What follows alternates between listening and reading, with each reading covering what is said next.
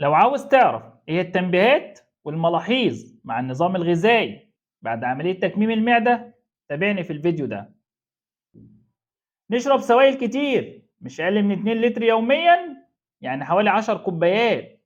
نشرب بجرعات صغيرة، ما نشربش بشاليمو عشان ما يدخلش هواء للمعدة ويعمل لنا انتفاخ. ما نحطش سكر في الشرب وفي الأكل.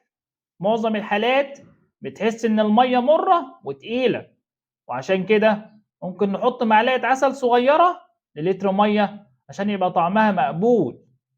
نسوي الأكل كويس ونمضغ كويس وناكل بمعلقة صغيرة. ناكل وجبات صغيرة من 3 ل 6 وجبات وفي مواعيد منتظمة، وناكل بالراحة.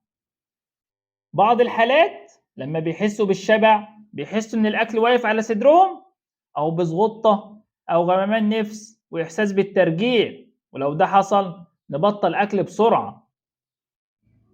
نوقف الشرب والأكل أول ما نحس بالشبع. نمنع الأكل مع الشرب. نشرب السوائل قبل الأكل بنص ساعة وبعد الأكل بنص ساعة عشان ما يحصلش عسر هضم.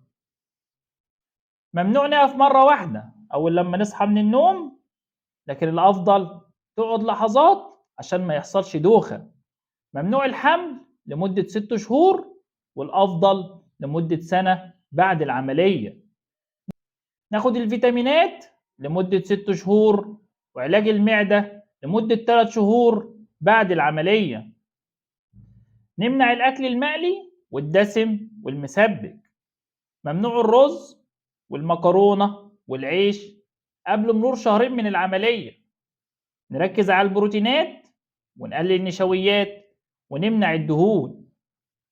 الأكل اللي نفسك مش رايحاله نأجله لمدة أسبوع أو أسبوعين وبعدين نحاول ناكله تاني، والإحساس ده طبيعي لحد 6 شهور. نمنع البنيات زي الشاي والقهوة والنسكافيه والكاكاو، والموالح الليمون والبرتقال واليوسفندي، والمشروبات الغازية وأكل الآيس كريم والشيبسي والشوكولاتة لمدة 6 شهور بعد العملية. وبعد كده ممكن ناخد صنف واحد كل أسبوع. الإمساك أمر طبيعي بعد العملية. ممكن ندخل الحمام مرة كل 3 أو 4 أيام، وممكن مرة كل أسبوع.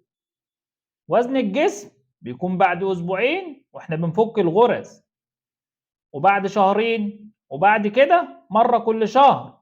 وبلاش نوزن على طول عشان في فترات ثبات أو نزول بطيء للوزن، وعشان ده ما يأثرش على نفسيتك.